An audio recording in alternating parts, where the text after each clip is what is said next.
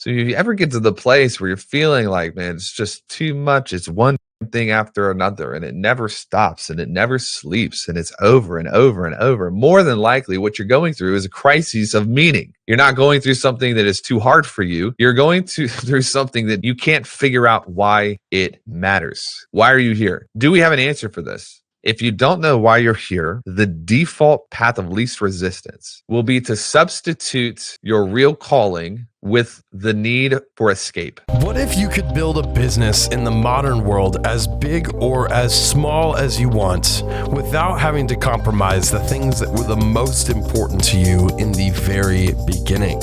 This is the Wealthy Consultant Talks podcast with Taylor Welch and Mike Walker, as they share with you today their learning lessons from stories in their experiences over the past 10 to 15 years and share with you right here, right now.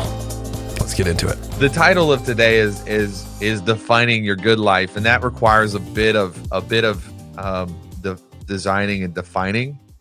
And so my thinking is that when we're done with today, I want you to have a bit of a playbook in regards to like what you should do and what you should not do, and how you can actually live the life that you want to live. And my good life is ponchos on Sunday evening with my family. And we're gonna go deep down this game. Okay, you guys ready to go? Let's go. You guys ready to plug in? When you look at some of the work of Viktor Frankl, and we call him Old Vic around here. We're very familiar with Old Vic and his work. And next week's going to be a phenomenal time as well. We're going to talk about going through things. So like, how do you actually go through hyper pressure, hyper anxiety? How many of you have ever woken up in the morning and you literally just feel anxious for no other reason than you just woke up? Yep. If you can admit that, then you're well on your way to beating it, because half the battle with anxiety is people won't acknowledge that they feel it. And when you don't acknowledge that you can feel it, you can't work through it. So anyways, next week is about working through this feeling of like feeling stuck. But today, it makes no sense for us to remove the obstacles if we do not know where we're going. It doesn't make any sense for us to get speed if we might be going in the wrong direction. I built a ladder up the side of a tall building. I got to the top of the tall building and realized I didn't want the building anymore. And what do you have to do when you get to the top of a tall building you do not want to be on anymore? What's the only way forward? You have to climb down the side of said building back to the ground, and you have to find a new building to put your ladder. This is why more wealth is rebuilt than built. Lasting wealth most oftentimes is not accumulated wealth. Lasting wealth most times is reaccumulated, recaptured. Why? Because it's a mistake most of us make. We chase things that are not it's not our good life, it's somebody else's good life. Then we get it, and what do? I don't like it anymore. I don't even know why I'm doing this. And so this is the key. Before we get speed, we have to make sure that we're headed in the right direction. Does this make sense? 100%. He says this, and this is something that we're going to take a little bit of time on, then we'll go into some exercises. This is something that we should talk about. Happiness. What is happiness? I mean, everybody wants to be happy.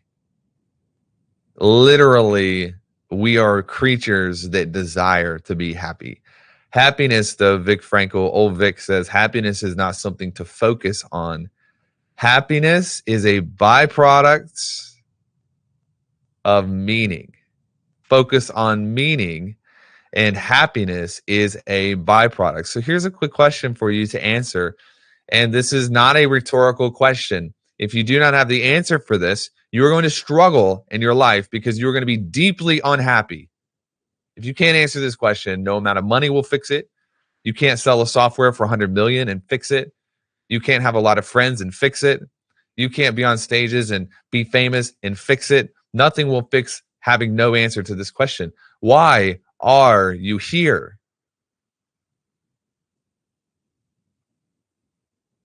Like, what's the actual point? Why are we doing this?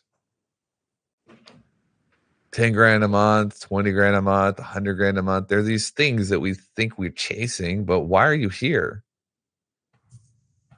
The person who has the inability to handle pressure, it's not because they're weak. It's because they don't know why. There's no point. So if you ever get to the place where you're feeling like, man, it's just too much, it's one damn thing after another, and it never stops and it never sleeps, and it's over and over and over, more than likely what you're going through is a crisis of meaning. You're not going through something that is too hard for you. You're going through something that you can't figure out why it matters. Why are you here? Do we have an answer for this? And if we do, or if we don't, it doesn't matter. We're going to go a little bit deeper into this today, and that's going to be one of the takeaways from this lesson is identifying why were we born, why are we here, why are we working, and what are the necessary things that must take place for us to achieve our purpose. Y'all still with me? Tracking. This is another thing that I think happens when you don't know why you're here.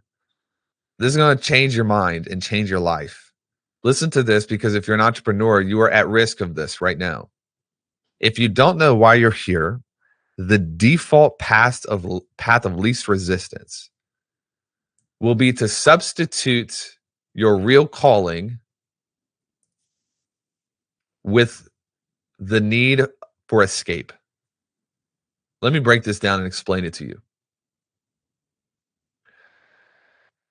I was at this event this last weekend, and I'd already been thinking about, like we get these notes and we prep ahead of time, and I've already been thinking about this, but I go to the event and I speak at the event, and it's a lot of young entrepreneurs, really young entrepreneurs. And if you've been here a long time, then you've watched me go through these seasons of like, I'm not a marketer anymore. I do real estate, and I'm not this. I'm just constantly going from one thing to the next, but not like actually exiting the previous thing. But you've seen my attitude change around what I want to spend my time on. And I think even Jake posted this this clip on Instagram where I'm talking about internet marketers. Have you guys seen this? And it's like, internet marketers never fail. They all make $1 billion. I don't understand it. Like, you look at an internet marketer's business, and they're constantly like driving these yachts and Lambos, and they never fail. They never make mistakes. They never misread the market. It's basically a bunch of liars. And when I was at this event, I'm standing in the back. Luke, go follow me on Instagram and you'll find it. I'm standing in the back, and I'm about to go on stage and speak, and God speaks to me, and he says, "This is your first test." And I say, "No, it's not.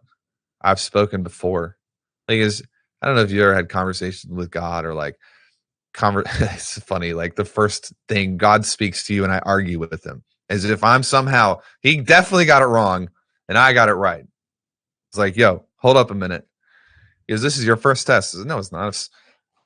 I've spoken a bunch of times, and I'm reasoning out to myself why this is not my first test, because I've obviously spoken, and if God was paying attention, he would know that. So, pay attention, God. Here we are. And God goes, no. You're not allowed to have influence with people that you resent. Ooh. And he took me back to this journey of the last 5, 6, 7 years of me slowly developing this sense of superiority. And you can feel it and smell it now. Like, when you go online and you see these people, you can tell, like, you have a superiority complex. Like, you don't actually understand that you have been given talents and gifts, and you've been put here for a purpose that is different than just accumulation of resource. You know what I'm saying? Like, we see these people online all the time. I used to be one of them. And so God continues to lovingly chastise me in this, like, you are not allowed to have influence over people that you resent.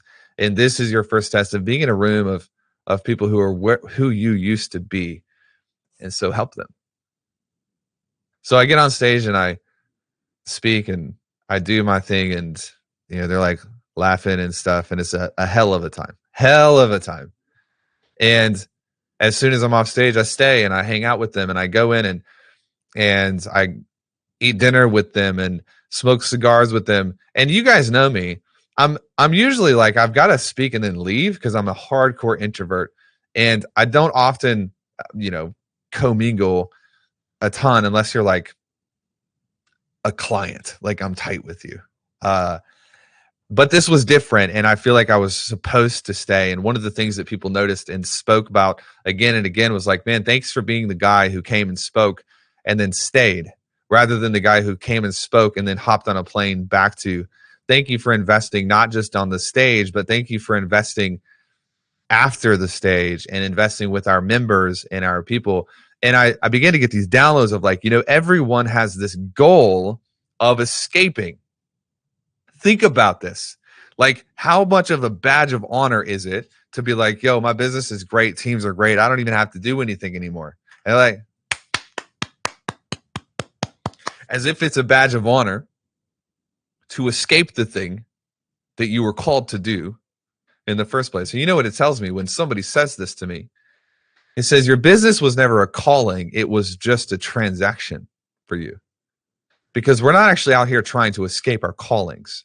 We only escape the things that we do not feel are mission critical for us to do for the world around. It's an example of someone who has not been, they're not clear enough on their purpose, or they're hanging on to things that are no longer their purpose, and both are just as bad. Like, this is going to challenge you because this is not the way the world works. I talked about it this morning on the Daily Mind Medicine. You can listen to it. And when a person does not have their purpose dialed in, their goal is to escape.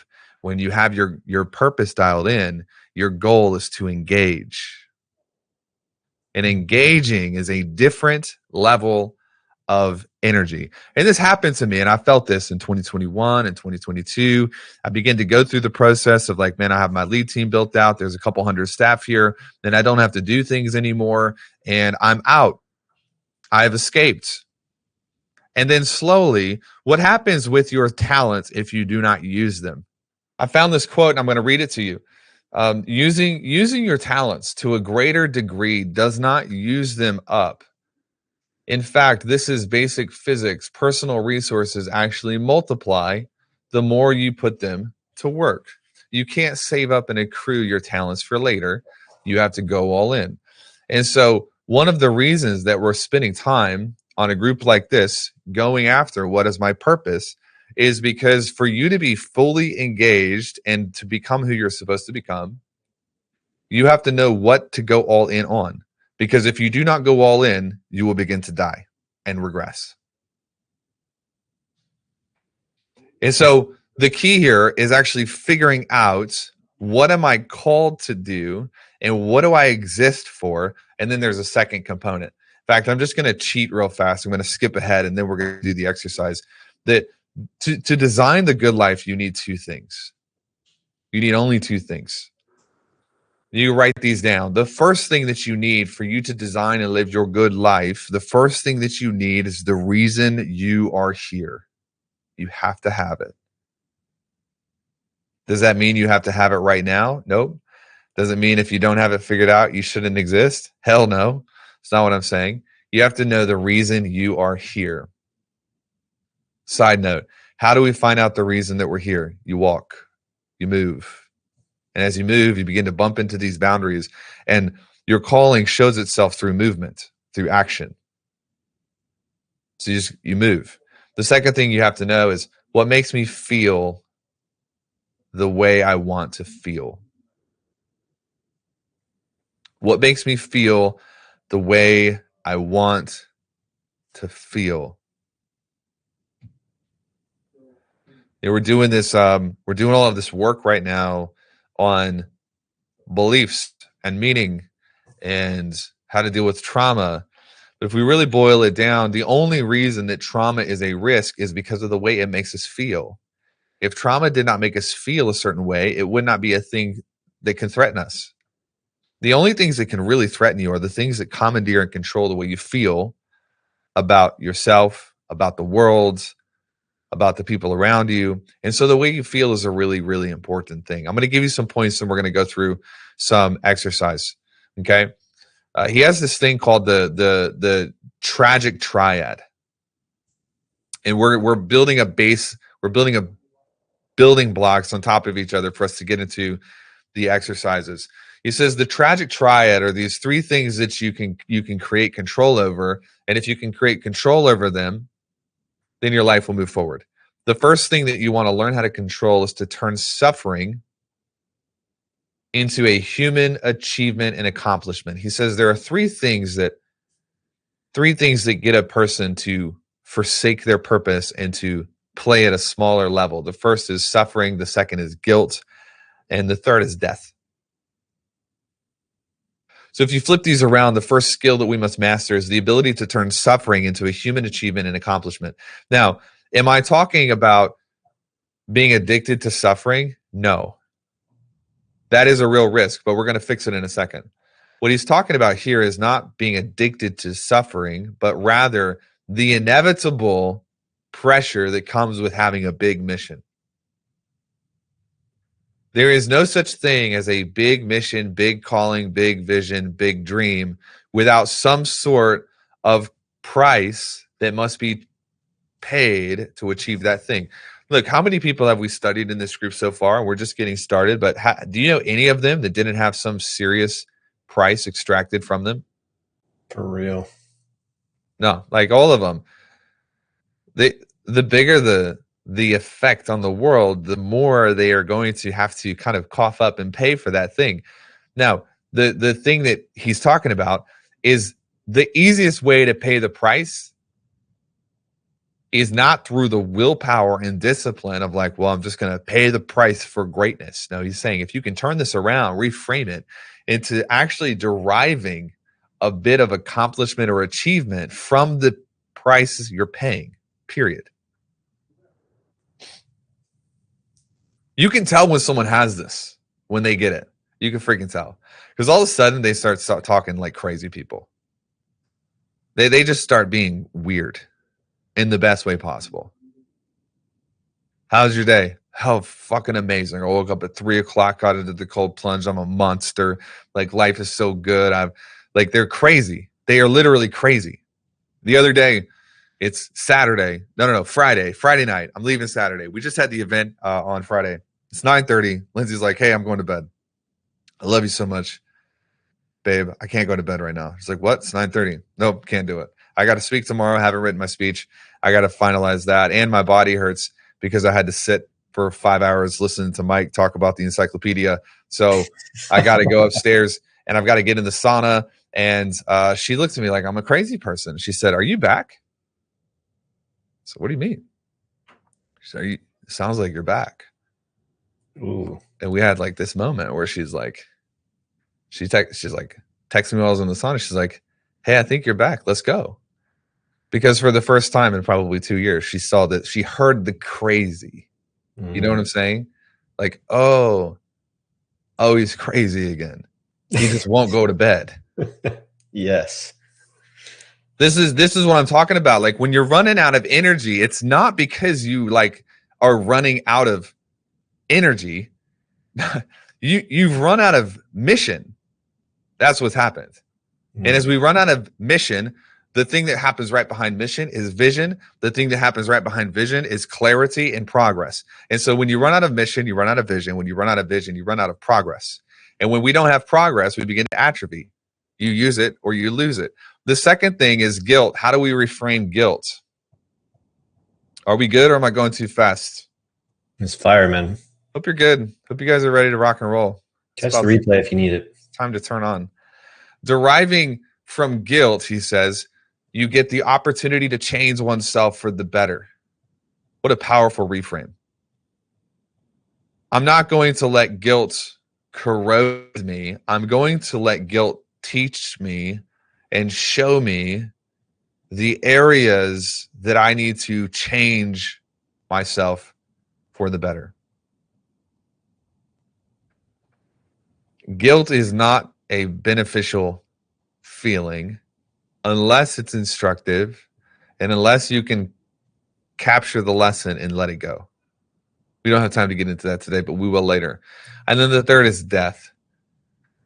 the transitory nature of life itself. And he says, from life's transitory nature, we can build an incentive for ourselves to take responsible action. How many of you have felt like, I know I need to do this thing, but I do not want to do it? When you know that you are going to die and your time is limited, and that at some point you will pass into the beyond, and that the only thing that will last of you are the activities and choices you made along the way, you develop an incentive, Viktor Frankl says, to take responsible action. Remembering how short life is gives you an incentive for responsible action. Why am I saying this over and over again? Because sometimes the most responsible thing you can do is not to build your biggest business ever. It's to spend the weekends with your kids. Sometimes your responsible action is to slow it down a little bit, because when you die, you can't come back, and the people that are here that matter only get one opportunity with you. It gives you an incentive for responsible action when you realize that life is short. So how do we find meanings? Transitioning. He says that there are 3 things that help us create meaning and find meaning. Remember, we're talking about defining your good life, which requires you to know the reason you exist and feeling good about what you do. How do you feel good in the moments of life that push you forward? He says 3 things. The first is achievement. This is creating work or doing a good deed or doing something or calling the cops on Mr. Bishop. You know, I felt really bad about it actually last night. He ended up being cooperative, but they said, the main police there said, you know, the number one cause of death on their radar right now is driving under impairment. I was going to say, you probably saved his life, man. Like, it could have saved his life. It could have saved someone else's life. Yep. So finding meaning, just call me the chaplain of Franklin, Tennessee. I'm going to go out and find them all. And achievement, creating work, doing a deed. Love, this is the second. Love is experiencing someone or encountering someone or being fully enveloped in a community where love is the central theme, not competition. Notice what he has on here, finding meaning. I don't find any of his work beating someone else's numbers. Yeah. I don't see any meaning from that. I don't see in his meaning, like, you know, having more followers. No, there's achievement, love. And then the third thing, which is what he became known for, is the attitude that we take towards unavoidable suffering.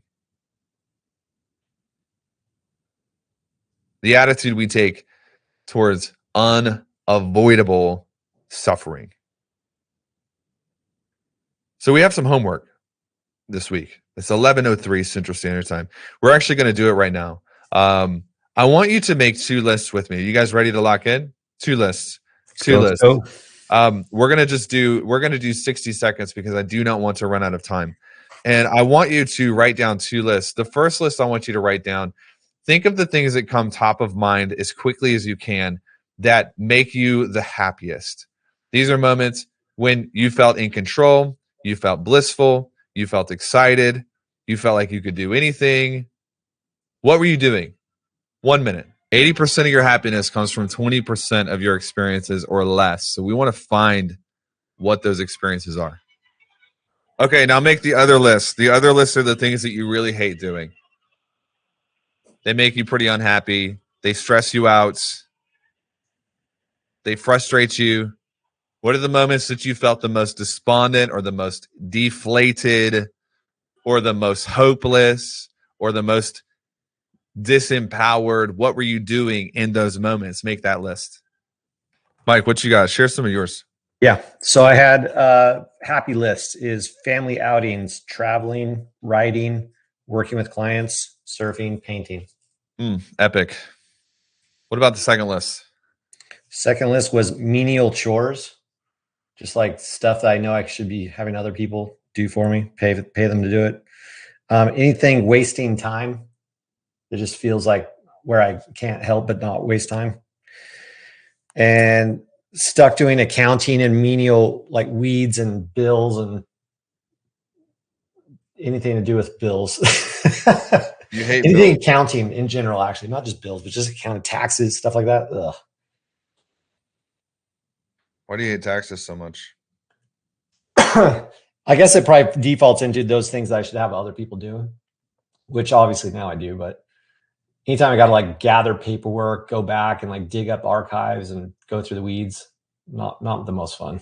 So the things that we do and the things that we think give us feeling. Okay.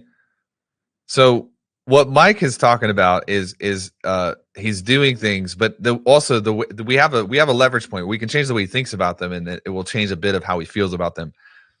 We don't have time to get into that today, and Mike's committed to not liking taxes, so we're not going to fix that anyways. But the key I want to point out for just a moment, and then we're going to get into something really, really important before we wrap up today, is that the way that you feel tends to put out a field around you. And so based on how you feel, you're either going to compound a positive feeling or you are going to compound a negative feeling. First law, Newtonian law, things that are in motion tend to stay in motion. The inertia that we fight, our brains naturally go into this mode where like we invested a lot of time to feel this way, which means that we want to feel this way in the future. If we get into actual quantum, which we're going to do at the end of November or middle of November, if we get into actual quantum, it's a different type of science. This is like reticular activating system, physiology. Like this is old science. This is still effective. Quantum is brand new science.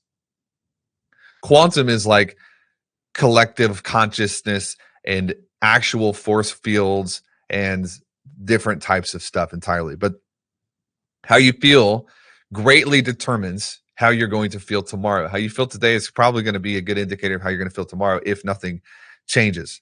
I want to talk about is we have in our lives things that we love and things that we hate. And then we have things that we are called to. And so the thing I want to pull your attention to right now is the trap of the modern day entrepreneur. If you have your mission and you have your purpose, some of you, your purpose and your mission is to save families from ruin. Some of you help couples come back together. Some of you are branding experts and you help businesses that matter take market share. Some of you are deeply invested into the humanity, like the future of humanity. And what I want to draw to your attention is that when you have a list of things that you love to do, your focus is on the things that you love to do that fit into the mission that you want to accomplish. Can everybody see my screen real fast? Yep. The trap that we run into are the things that we do not want to do, but they must get done for us to accomplish our mission. This is why people fail at the good life. Right here. This is why we fail. Because inevitably, there are areas in your business that have to get done that you are called to, and we actually confuse them needing to get done with us having to do them. So take your list real fast. Mike has a list of things that he does not like. On that list are things that have to get done. True or false? True. But the way that he feels when doing them is going to perpetuate a negative spiral that's going to produce more negative feelings if he does them because of how he feels. Make sense? Totally. So the answer we have to really come up with here is not only what am I called to do, but what is the feeling that I am chasing that can only be derived by me doing the things that I love to do with and for other people. Does it make sense? 100%. So 80% of our happiness, 80% of the way that we feel, 80% of our good moments are going to come from 20% or less of our environments, our activities, our projects, and our tasks. So this is the homework for this week, is where can we double down on these things that we love to do that make us feel exceptional? You already have your list. Is there a world we can create where we are only doing what we really love to do? Now, right now, this is what happens to your time. If you have a task list that this is 80% and you hate it, and this is 20% and you love it, what happens if you get rid of all of this and you only spend your time on the things that you love to do? What happens to your time? Get a whole lot more of it. You get tons of freaking time. So the idea of feeling like I do not have time, yeah, that's a really good indicator that you are not living inside of your purpose and you are not doing the things that are actually lighting you up. When everybody, anytime somebody says in a client group, they're like, I'm back to back and I don't have time and this and that. If we can get you to double down on the things that actually make you light up, you will have your time back. And even if you don't, because of the fact that you're doing the things that make you feel good, it will not matter. True or false? True. Here's the secret, and here's how I can tell when somebody knows what their purpose is. We're going to end right here. Because of this, I know for a fact that the people who have their purpose dialed in and the people who know what makes them happy are the ones who have the power and the clarity to say no to anything outside of their zone of genius and their zone of purpose. The person who cannot say no is the person who does not know what their purpose is.